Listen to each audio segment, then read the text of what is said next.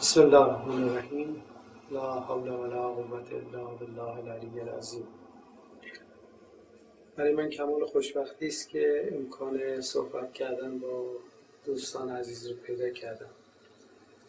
البته ترجیح میدادم که گفتگو کنیم با هم دیگه، پرسش ها و پاسخ هامون رو با هم دیگه مبادله کنیم و از این طریق به حقیقت نزدیک بشیم. اما به هر حال همین صحبت رو هم باید غنیمت دونست و از فرصتی که پیش اومده استفاده کرد برای گفتگو. ماه رمضان برای ما مسلمان ها در واقع ماهی است که امکان در واقع تأمل عمیق‌تر و گفتگوی عمیق‌تر در مورد مباحث دینی رو پیدا کنیم. اون هم نه به صورت فردی بلکه به شکل جمعی و با استفاده از خرد جمعی برای درک عمیق‌تر پیدا کردن از مباحث دینی.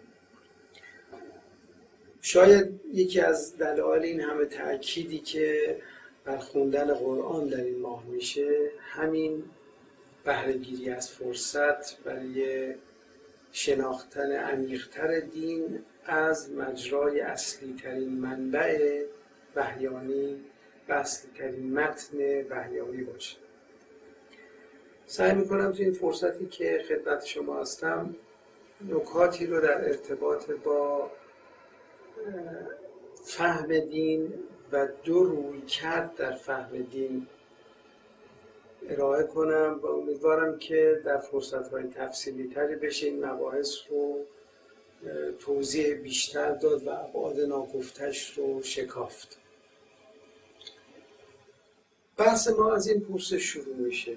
برای هر انسان دینداری یک پرسشی مطرحه. هر انسان دینداری خودش رو در مقابل یک پرسشی میابه. اون پرسش اینه که اگر بخواد دینی زندگی کنه چگونه باید زندگی کنه و چه باید بکنه در یک زندگی دینی، چگونه میتوان رفتار کرد که بشه از زندگی ما به عنوان زندگی دینی یاد کرد.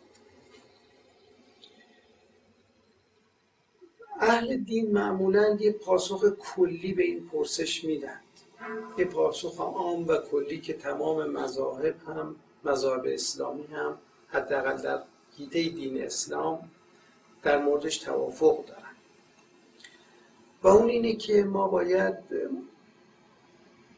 شبیه پیامبر زندگی کنیم و همون گونه که اون رفتار میکرد رفتار کنیم.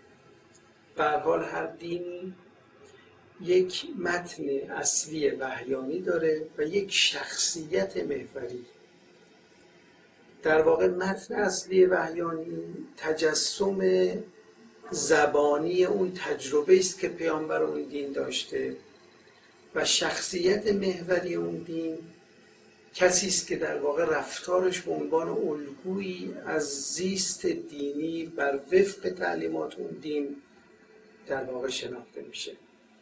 شخصیت محوری اسلام پیامبر اسلام، همونطور که متن اصلی وحیانیش قرآنه و در واقع قرآنه که تجسم زبانی تجربه وحیانی پیامبره.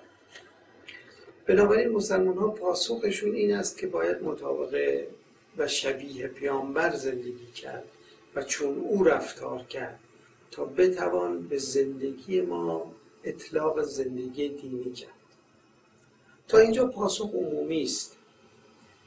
اما وقتی که شما بخواید این پاسخ عام و کلی رو تفصیل بدید، جزئی تر سوال کنید، دو تا روی کرد و دو تا دیدگاه مختلف رو خودش رو نشون میده. بر اساس کاربرد یکی از نواندیشای خوشفکر دینی در واقع میشه از دو نوع اجتهاد صحبت کرد. یه اجتهاد مقررات محور و یه اجتهاد رو اسمش رو میگذاریم اجتهاد الگو محور. در واقع اگر اجتهاد رو بگیریم تلاش روشمند و مسئولانه برای فهم دین، فهم عمیق‌تر دین در زمینه شیوه زیست پیامبر و اینکه این چه شیوه‌ای است که ما باید از اون تبعیت کنیم تا زندگیمون نام زندگی دینی به خودش بگیره، دو رویکرد رو میتونیم مثلا دیگه تشخیص بدیم. در واقع این دوتا رویکرد با دوتا دغدغه متفاوت شروع میشن. در واقع دوتا پرسش متفاوته که به پیدایش دوتا رویکرد متفاوت و دوتا شیوه اجتهاد متفاوت منجر میشه. در اجتهاد مقررات محور دغدغه و پرسش اصلی اینه که ما بدانیم پیامبر چگونه زیست و چگونه رفتار کرد تا بتونیم خودمون رو بر اساس اون نحوه زیست و اون شیوه رفتاری در واقع منطبق کنیم و به این طریق به زندگیمون معنای دینی بدیم.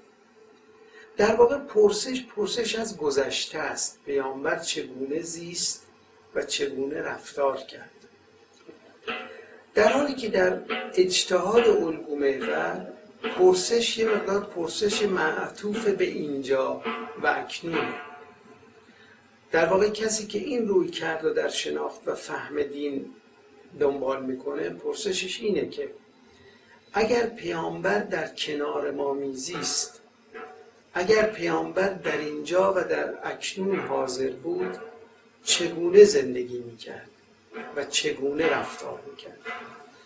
در واقع اگر دقت کنید رویکرد دوم پرسشش معطوف به زمان حاله و به دنبال کشف آن چیزی است که احتمال میداد در زمان حال مورد عمل قرار میگرفت. به همین دلیل از مدل اول، از در واقع اجتهاد نوع اول، نوعی بحث تاریخی در واقع استخراج میشه، نوعی نگاه به گذشته استخراج میشه، در حالی که از رویکرد دوم، نگاه دوم، نوعی تلاش برای ترسیم وضعیت فعلی است که استخراج میشه و سامان میکنه. دقت دارید که این دوتا دغدغه با هم مغایرتی ندارند و حتی میشه گفت که پاسخ به یکی از پرسش ها مقدمه ضروری پاسخ به پرسش دیگری است.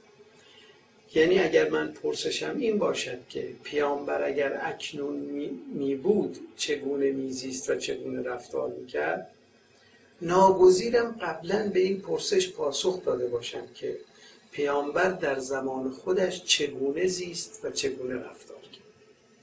بنابراین تغایری بین این دوتا وجود نداره، اما ملاحظاتی وجود داره که این دوتا رویکرد رو از همدیگه تفکیک میکنه و نهایتاً به دو گونه اجتهاد و دو نوع دینشناسی مختلف و حتی دو نوع فقه مختلف منجر میشه.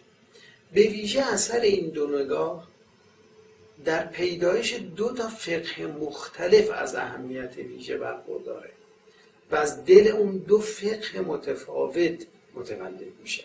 اینکه ما کدوم نگاه رو بگیریم و بر اساس کدوم نگاه به مسئله نگاه کنیم به پیدایش دو فقه متفاوت منجر میشه. من برخی ملاحظاتی رو که تأمل در اونها منجر به جدایی این دو رویکرد میشه رو برمیشمارم و به هر حال در حدی که زمان و امکان کنونی ما اجازه میده. نکته اولی که می‌خواستم عرض کنم برمیگرده به خود پیامبر. همونطور که میدونید پیامبر در دوران رسالتش حداقل از بعد از هجرت شؤون مختلفی داشته و ساعتهای مختلفی در زندگیش وجود داشته. در یک نگاه دینی در قرآن هم برمیخورید به اشاره به ساحت‌ها و نقش‌های مختلف پیامبر. ما در واقع میدونیم که پیامبر 4 شأن مختلف و 4 نقش مختلف داشته. یه نقش پیامبر نقش به اصطلاح تبیین دین بوده، شأن پیامبریش بوده که بعضی از آیات قرآن دلالت بر این شأن و بر این نقش داره.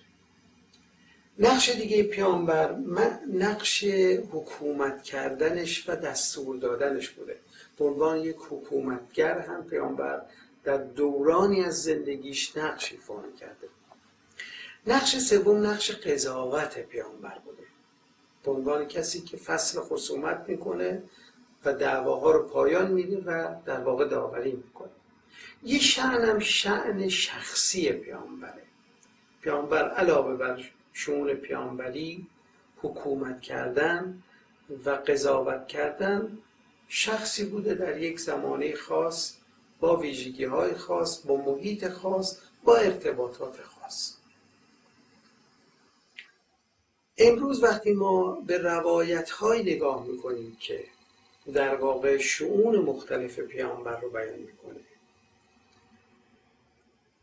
اولین گام برای ما تفکیک اون شؤون از یکدیگره و اینکه روایت‌هایی که بر هر یک از این شؤون دلالت می‌کنن کدومشون امروز میتونن برای ما راهنما باشن و کدامشون مخصوص به یک زمانه خاص و یک دوره خاص هستند. اگر روایتی دلالت مطابقه به اصطلاح منطقی، یعنی به دلالت کامل داشته باشه بر شأن پیامبری پیامبر، بر شأن تبیین دین پیامبر، حکمی که از این روایت استنباط میشه حکمی است فرازمانی و فرامکانی. توضیح عرض کنم که در واقع در تصور ما خداوند یک پیام فرامکان و فرازمان داشته، پیامی که مخاطبش همه انسان‌ها در همه زمان‌ها بودند و این پیام رو از طریق پیامبر به زمانه خاصی ابلاغ کرده. هرگاه روایتی وجود داشته باشه که دلالت کنه که پیامبر از اون شأن سخن میگه، از شأن پیامبری، در واقع اون روایت میتونه ما رو راهنمایی کنه به یک حکم دینی، حکمی که در واقع فرازمان و فرامکانه و مخاطبش فقط انسان‌های زمان پیامبر نیستند، مخاطبش تمام انسان‌ها در تمام زمان‌ها هستند. اما اگر روایتی ما داشته باشیم که بر شؤون دیگر پیامبر دلالت کنه، شأن حکومت کردن، شأن قضاوت کردن یا شأن شخصی، به ویژه شأن حکومت و شأن قضاوت، هر دوی اینها در واقع شؤونی هستند که بر حسب موقعیتند. قضاوت که یه امر کاملا خاصه، هر محاکمه‌ای یک اتفاق خاصه، هر قضاوتی یک اتفاق خاصه. در مورد حکومت هم وقتی پیامبر حکمی رو صادر می‌کرده از شأن حکومتی خودش ناظر به یک زمان و مکان خاص بوده.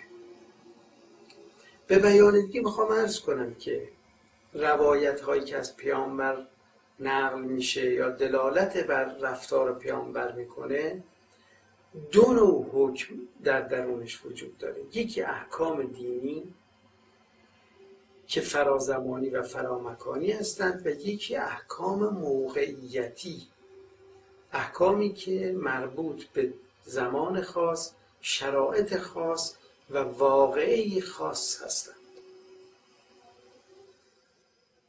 اگر کسی در واقع این تفکیک رو قائل نباشه و همه احکامی رو که از پیامبر روایت شده و در واقع روایتی داریم که دال بر اون احکام باشن، همه رو به معنی پیام دینی پیامبر در واقع در سلک اجتهاد مقررات محور قرار میگیره، نه اجتهاد الگو محور.